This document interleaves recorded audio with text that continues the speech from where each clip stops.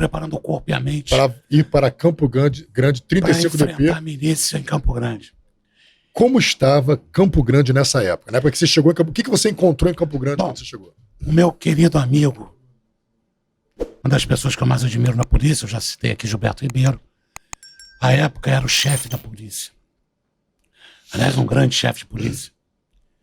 Me chamou no gabinete e disse para mim o seguinte: Marquinho, eu tenho uma missão para você.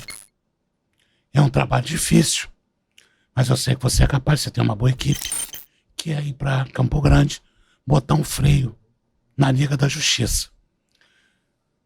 Eu, quando cheguei em Campo Grande, na verdade eu assumi a 35 e a DH Oeste. Eu fiquei com 2 delegacias. Na DH Oeste eu contabilizei 109 homicídios praticados pela milícia em 8 anos. E a situação lá estava muito complicada, porque eles matavam por nada. Do ladrão de galinha, passando pelo traficante, ao motorista de van que se recusava a pagar a propina da milícia. 2 chefes da milícia, e eu falo com muita tranquilidade, porque eu falei isso na CPI das milícias. Eu trouxe um áudio, um vídeo aí, se quiser botar. Tá aí no vídeo que eu mandei. Na CPI das milícias, com Marcelo Freixo. Também fez um trabalho muito importante, Marcelo Freixo, trabalho político, na Alerj, investigando as milícias. Eu acho que o vídeo não chegou, não. Passei um vídeo para vocês. E eu disse lá que Jerominho Natalino, melhor, Jerominho e Natalino Guimarães são a personificação da milícia, à época em Campo Grande. Porque eles faziam o que queriam lá. Inclusive, indicando delegado titular e comandante de batalhão. Só que o governo havia mudado. E assumiu a Secretaria de Segurança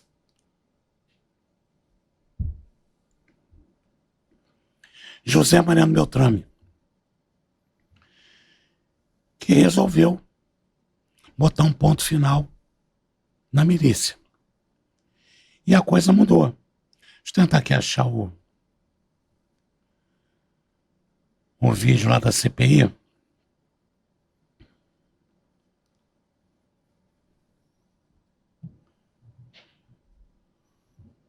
Estou procurando aqui nos arquivos que você mandou as fotos. Mandei um vídeo.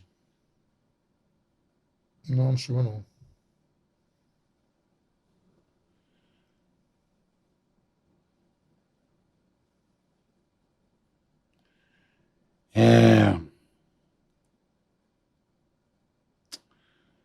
Bom, deixa eu ver aqui.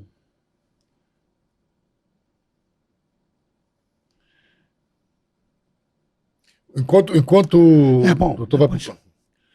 Está na internet aí, né? Botar a CP das milícias, Marcos Neves aparece. E eu colaborei lá com a CP das milícias, com o Marcelo Freixo, que fez um brilhante trabalho. Eu tenho algumas divergências com o Marcelo Freixo, pontuais, de natureza ideológica, mas reconheço nele uma pessoa séria e bem intencionada, procurou fazer o melhor e fez um trabalho Mas importante. a CPI, ela veio depois do seu trabalho? Ou estava durante, tudo junto? Foi concomitante. Tá. 2 delegados de polícia fizeram um trabalho, mas direcionados para a repressão à milícia. Fui eu e Cláudio Ferraz. Cláudio Ferraz era o delegado da Draco na época, e eu na 35 DP. Nós trabalhamos em conjunto. Cláudio Ferraz também é um excelente profissional, um cara dedicado, trabalhador, fez um trabalho muito importante, e nós colaboramos com a CPI das milícias. O foco da CPI das milícias era diferente do nosso. Era um foco mais político.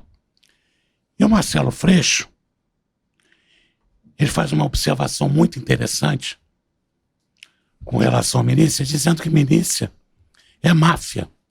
Hoje a milícia perdeu esse contorno, tá? Hoje a milícia...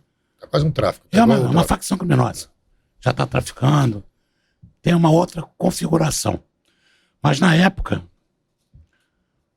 o deputado Marcelo Freixo caracterizou a milícia como máfia. E de fato era. porque havia um deputado estadual e um vereador, chefes da milícia. E a filha de um deles depois eleita vereadora, Carminha. Eu, assim que assumi a delegacia, um representante lá da milícia veio me convidar para tomar um café na casa do Natalino. E eu disse para ele o seguinte: olha só, eu não vim aqui para tomar café com vocês, eu vim aqui para botar vocês em cana. Então você avisa ao deputado que se ele cometer crime ele vai ser preso. Simples assim. Esse mensageiro da milícia foi embora e eles ficaram aproximadamente um mês sem matar ninguém. E resolveram matar um fuzileiro naval do batalhão toneleiro chamado Marinho Pitbull. Cercaram o carro dele, próximo à rodoviária, e deram 46 tiros de fuzil. 8 milicianos de fuzil efetuaram 46 tiros de fuzil. Ele foi atingido por alguns disparos, conseguiu fugir, foi atendido e operado no Hospital Marcílio Dias. Eu me encontrei com o Marinho hospitalizado, colhi o depoimento dele. Ele apontou os 8 responsáveis pelo atentado. Eu instaurei um inquérito por uma tentativa de homicídio. Pedi a prisão dos 8. Os mandados de prisão saíram e eu cumpri os primeiros 2 mandados de prisão. Assim que eu cumpri o segundo mandado, jogaram uma bomba na delegacia. Eu liguei para o chefe de polícia, doutor Gilberto Guerreiro, e eu falei para ele o seguinte: chefe, agora é guerra. Eu preciso botar esses caras em cana. Resposta do chefe de polícia. Um dos caras mais peitudos que eu conheci na Polícia Civil. Resposta dele: Marquinho, o que você precisa? Falei: chefe, armamento, viatura pessoal. Ele me mandou 100 policiais. Qual é a delegacia no Rio de Janeiro que recebe 100 policiais? Por nenhuma. 100, fora o meu efetivo. Me mandou 20 viaturas e armamento.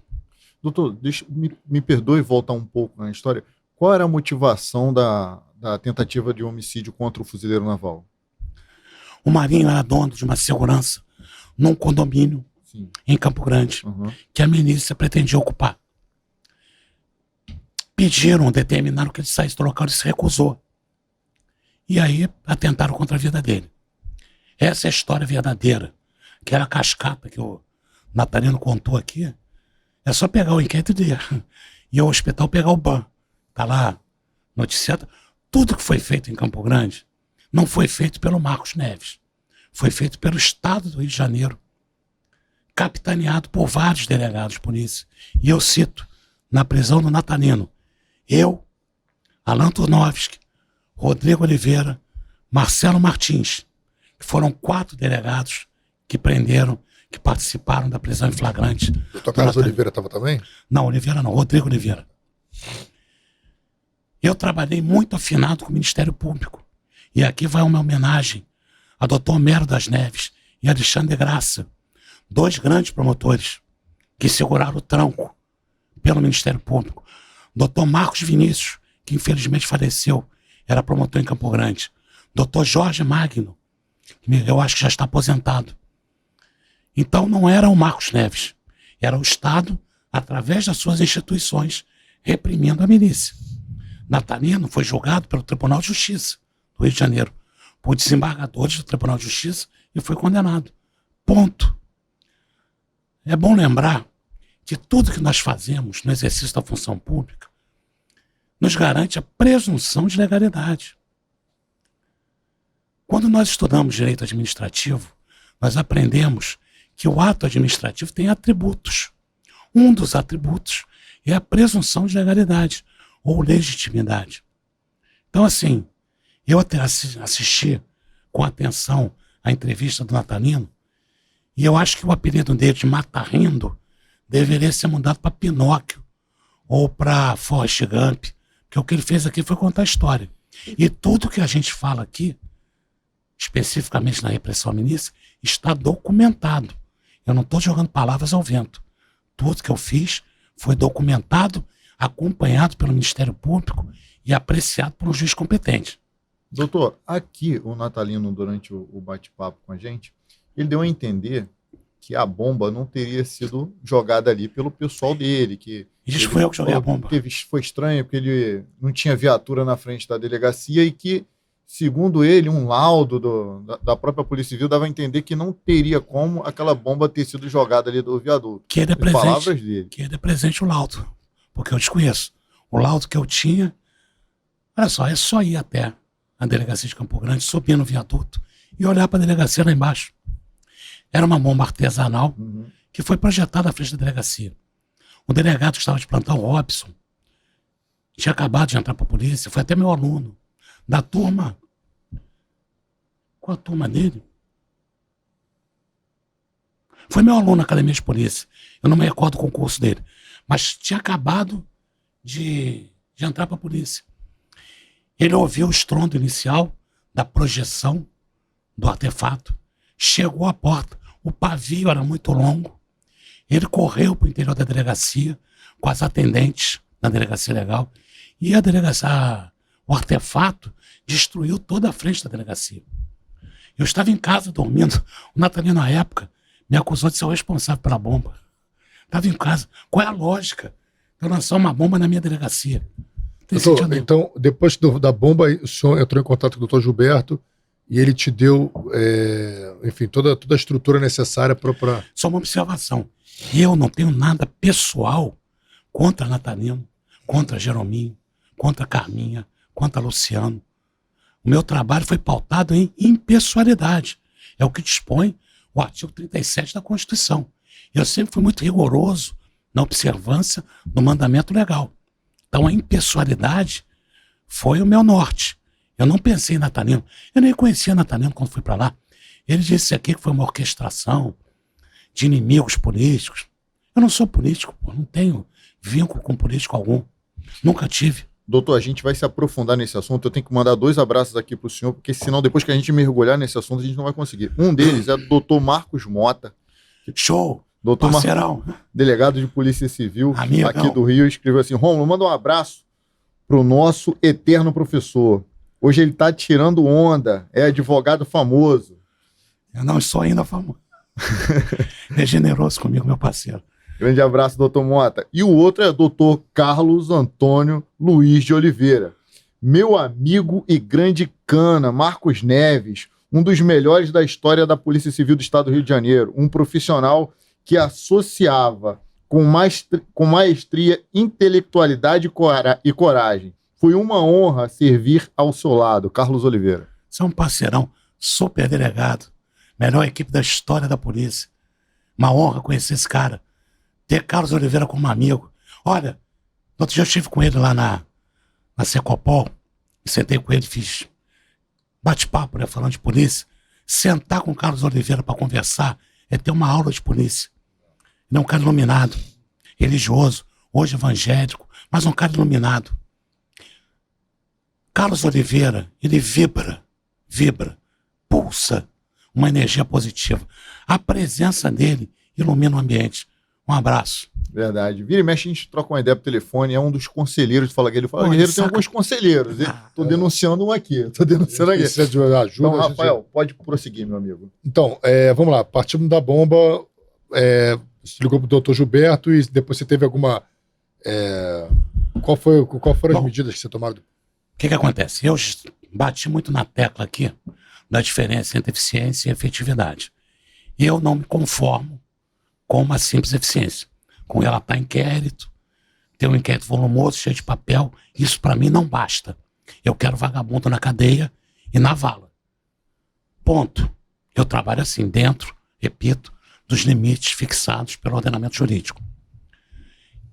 Nenhum delegado de polícia tem bola de cristal. Eu no outro dia estava até conversando com Oliveira sobre isso. A necessidade de nós termos informantes.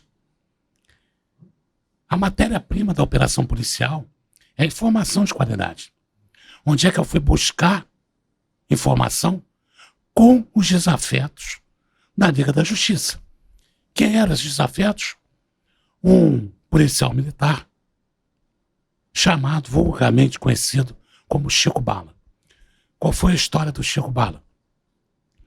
Chico Bala morava na região dos Lagos e tinha segurança na região dos Lagos. O grupo da Liga da Justiça queria expandir as atividades para a região dos Lagos. Chico Bala não aceitou essa expansão. O que decidiram? Matar Chico Bala. Quem vai atentar contra a vida de Chico Bala? Malvar, genro de Jerominho, que disse que não sabia de nada. Batman, Luciano.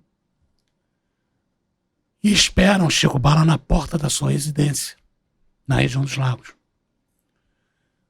O Chico sai com o carro, só que nesse dia o seu filho havia pedido para dirigir o carro. Ele sentou no lado do carona, o filho dirigindo o carro e a mulher do Chico grávida atrás. Quando o carro sai da garagem, Malvar, Batman, Luciano e outros aplicam tiros de fuzil no motorista. Quem está dirigindo é o filho do Chico Bala.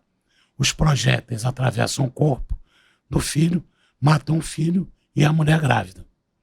Vocês devem imaginar que ele ficou muito puto e quis dar uma resposta ao que fizeram com ele. Então eu sabia dessa história, porque isso foi público, saiu nos jornais. O Chico conhecia muito bem Campo Grande, porque já havia trabalhado lá, no RP Monte e no Batalhão de Campo Grande. Eu tinha um canal aberto com o chefe da segurança do Tribunal de Contas do município, um bombeiro. Eu não lembro do nome dele, mas conhecido pelo vulgo de Gaguinho. E através do Gaguinho eu cheguei ao Chico Bala. Marquei uma reunião com ele em Bom Sucesso e disse que eu precisava da ajuda das informações que ele tinha para reprimir milícia. Fui ao secretário de Segurança e ao chefe de polícia e pedi que 18 PMs fossem lotados na 35 para me auxiliarem na repressão à milícia. E assim foi feito. Com a lotação do Chico e dos outros PMs na delegacia, eu comecei a ter informação qualificada para prender milicianos. E aí foram presos 124 milicianos ao todo. 25 ou 26 policiais, infelizmente, que se associaram, PMs e policiais civis, que se associaram à milícia à época. A história foi essa. Eu não tenho nenhum prazer em prender policial, pelo contrário, isso me incomoda muito, dá um aperto no coração, mas eu cumpri com a minha missão, dada pelo secretário de Segurança e pelo chefe de polícia, e tudo que eu fazia, respaldado pelo Ministério Público. O nosso promotor lá na época, Jorge Magno, foi um ECE, já tinha sido delegado de polícia em Minas, então conhecia a polícia, era um promotor muito atuante, e nós trabalhamos afiados, e o resultado foi esse. Doutor, só assim, porque a gente esclarecer, a gente escuta muita coisa, vai escutando as histórias. Pode perguntar qualquer coisa. O Chico Bala, ele depois foi preso, eu acho, como miliciano. Acho que depois o senhor saiu, o doutor Fábio Baruch entrou, prendeu o Chico Bala. O histórico do Chico Bala, antes de trabalhar comigo, era um histórico de atuação na formação da milícia. Quando a Liga da Justiça se formou, se constituiu, ele foi expulso de Campo Grande. E foi montar, criar espaço na região dos Lagos. A estratégia traçada pelo nosso chefe de polícia, o doutor Gilberto, foi que eles iam participar do nosso trabalho como policiais informantes. E assim foi feito. E a ordem do Gilberto é muito rigoroso. A ordem do Gilberto era: cometeu o crime, prende.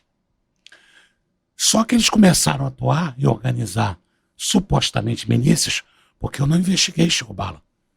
Veio um outro delegado, aliás, um grande delegado, chamado Fábio Baruch, meu amigo querido. Depois você vai perguntar para ele. Amigo de infância também, pô. Vai perguntar para ele da nossa parceria espiritual. Pergunta para ele, que ele vai te contar uma história interessante. Ele me substituiu e, infelizmente, alguns policiais militares do grupo do Chico Bala se envolveram com milícia e foram presos pelo Baruch. Doutor, eu queria que o senhor, pelo que eu observei e ouvi falar, porque eu não sou dessa época, né? Não sou de polícia nessa época, e era um pouco mais jovem, não me inteirava sobre segurança pública. Parece que o Natalino e o Jerominhas tinham perfis diferentes. As pessoas falam que o Natalino, que o Jerominha era mais direto e o Natalino era mais articulador, era um camarada que demonstrava mais amigo. E aí ele esteve aqui, bateu um papo aqui no podcast com a gente. A gente recebeu ele aqui, trocamos uma ideia e tal. E eu percebi, eu acompanho todos os comentários do Fala Guerreiro, todas as redes sociais. Sou fascinado pelo canal. E aí muitas pessoas comentando lá no TikTok, principalmente, mata rindo, mata rindo, mata rindo. Ele tinha esse apelido na época? O apelido dele era Mata Rindo, por quê? Ele sempre foi o 7-1 do grupo, o contador de história. Vocês viram aqui, o que ele mais fez foi contar a história e cantar. Como é que era o esquema deles? Eles davam um aviso a uma determinada localidade que eles queriam dominar, geralmente comércio, galpão, consórcio de vans, associação de moradores. Quando os membros dessas associações se recusavam a atender às determinações da Liga da Justiça, ele convidava essas pessoas para uma conversa, um almoço em casa, um café. Essas pessoas tomavam café com ele sempre muito brincalhão, cantando música gospel, ria muito. As pessoas saíam de casa e eram executadas. E aí surgiu o apelido Mata Rindo. Eu aproveito a oportunidade para substituir esse apelido por Pinóquio ou Forrest Gump. E o que ele fez aqui na entrevista foi contar a história. E eu, assim, deixo muito claro, e repito isso, que tudo que eu fiz foi pautado em impessoalidade. Eu não tenho absolutamente nada pessoal contra Natalino, Jerominho, Carminha, Luciano. Eles praticaram crimes e foram presos. Quando eu fui para Campo Grande, Luciano Guinâncio, sobrinho de Natalino, já tinha 2 mandados de prisão. Eu cumpri os mandados de prisão. Não fui eu que investiguei. Eu depois pedi outros.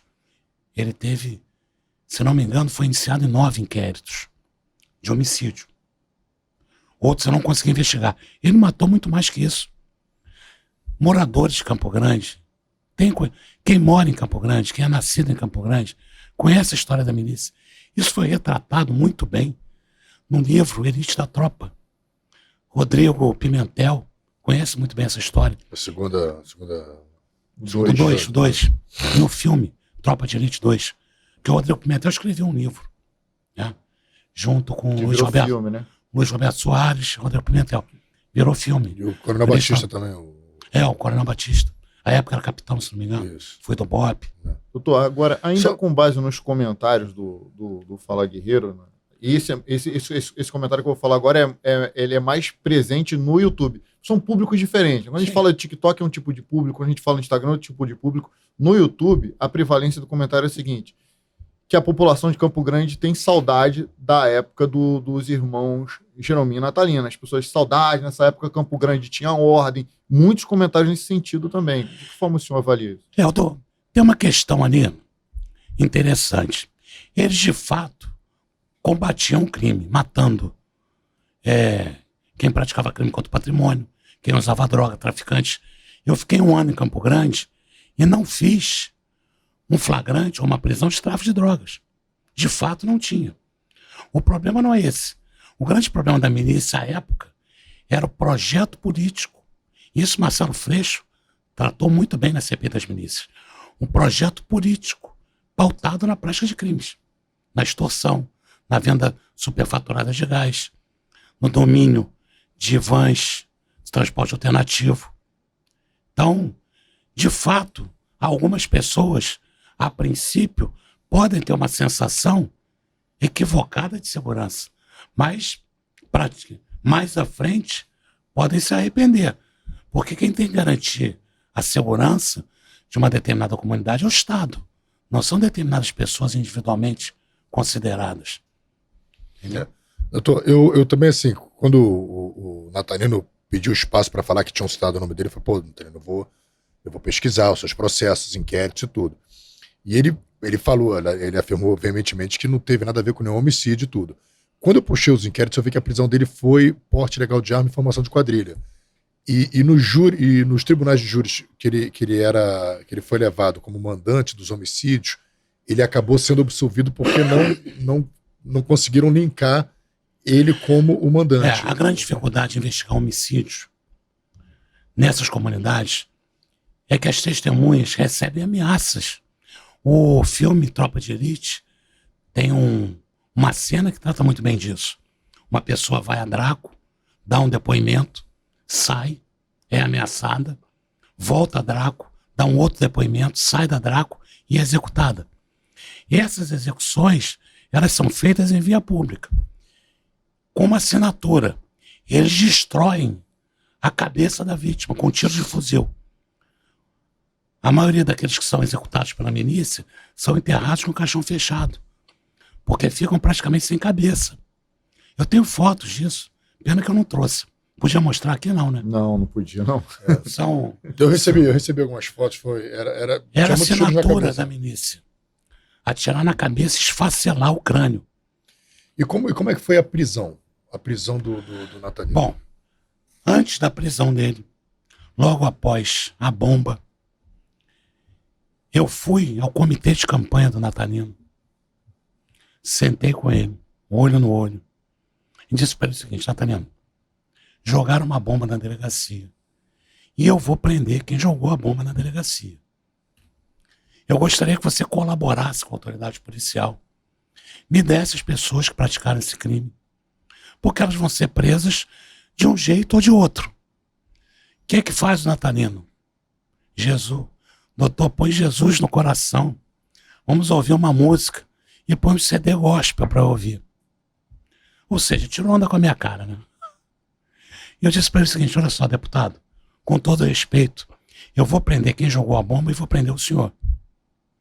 E aí ele soltou os bichos. Eu sou deputado, eu vou acabar com a sua carreira, eu vou lhe botar na rua. Cumpra. Usei palavras de Paulo de Tarso. Conhece Paulo de Tarso? Claro. Bom, Paulo de Tarso, diante do soldado romano, conhece a história da morte de Paulo de Tarso? Sim. Ele foi condenado à morte, não poderia ser crucificado, porque era cidadão romano, e ele foi degolado, decapitado. Diante do soldado romano, o soldado romano, diante da grandeza de Paulo, titubeou com o machado à mão. Paulo vira-se a ele e diz o seguinte: cumpra com o teu dever, porque eu já cumpri com o meu. E aí o soldado decepa a cabeça de Paulo de Tarso. E eu usei essa expressão com o Natalino, já que ele é evangélico e provavelmente conhece Paulo de Tarso. Eu disse ele o seguinte: eu vou usar a expressão de Paulo de Tarso: cumpra com o teu dever, que eu vou cumprir com o meu. Isso foi numa quinta-feira. Numa terça-feira, eu tive a informação, uma informação qualificada, que havia uma reunião na casa dele com 15 milicianos. Pedi apoio da CORE, comuniquei ao nosso chefe Gilberto Ribeiro, que falou com Alan Turnoves, que era o DPE, Marcelo Martins, Rodrigo Oliveira, que era o diretor da CORE, mandou equipes da CORE, eles foram para o local, eu cerquei a casa, troca de tiros. Um dos milicianos foi baleado pela CORE, com um fuzil, foi preso. 7 milicianos fugiram e eu consegui prender 8. Essa foi a história.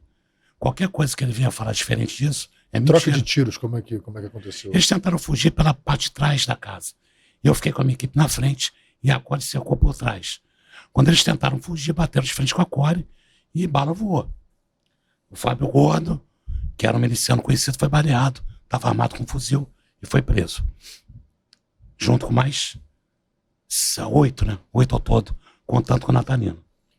As pessoas falam que o Natalino era mais político Sim. e que o Jerominho era mais direto. O senhor consegue traçar o perfil dos dois? Olha só, é verdade, assim, eu enxergo a questão da operacionalidade policial dentro de certos limites. Eu vou lhe falar com muita sinceridade. Eu contabilizei 109 homicídios lá, 109 covardias. Eles nunca mataram vagabundo em legítima defesa. Então, esse perfil operacional deles, eu quero relativizar. Fizeram muita covardia. Mas, de fato, o Jerominho tinha essa fama de mais operacional, de bater de frente, e o Natalino mais vaselina. Tinha essa fama. Mas os dois comandavam a milícia, tinham a mesma importância, cada um com uma função bem definida. Você disse que também prendeu o Luciano, que era filho do Jerominho e sobrinho do Natalino. É. Como foi a prisão do Luciano? O Luciano, com medo da repressão, ele já tinha 4, 5 mandados de prisão. Ele fugiu para Barbacena. Ele foi para Barbacena, não levou telefone celular, nem tinha telefone no sítio que ele alugou. Como é que eu consegui chegar nele? Ele foi com 2 seguranças para Barbacena. De 15 em 15 dias, um segurança vinha a Campo Grande pegar a férias do transporte alternativo. E eu consegui pegar um desses seguranças, que colaborou com o meu trabalho.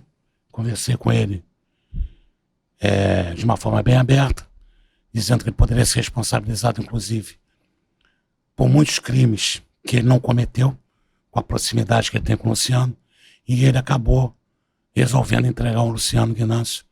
Nós fomos até Barbacena, e ele foi preso, armado, com uma pistola Glock 45, não reagiu à prisão. E foi isso, foi algemado, conduzido ao Rio de Janeiro, foi minha última missão. Eu liguei pro doutor Gilberto, falei, chefe, missão cumprida, que o Gilberto tinha me colocado essa última missão, prender o Luciano. E ficava muita evidência na mídia, por causa dos homicídios. E aí o Gilberto me tirou da 35 e me colocou como diretor da Polinter. E como foi a tua vida, as consequências dessa guerra na sua vida pessoal naquela época? Muitas ameaças, sofri muitas ameaças. Mas é assim, cara, quem abraça uma causa, abraça os riscos dessa causa. Eu tinha consciência disso. Eu não tenho peito de aço. Eu sou ser humano. Tinha medo, mas dominava esse medo de alguma forma.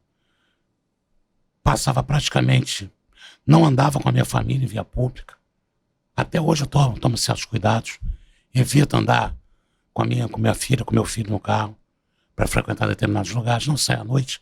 Eu nunca fui de balada. Então eu tenho uma vida muito restrita. Gosto muito da vida intelectual, dos meus livros.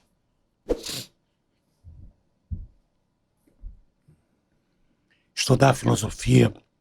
Sou membro da Academia Brasileira de Filosofia durante o período da presidência de João Ricardo Moderno. Eu frequentava muito a Academia de Filosofia, participando de eventos, de debates, palestras. Então hoje eu tenho uma vida mais introspectiva, voltada mais para a vida acadêmica, para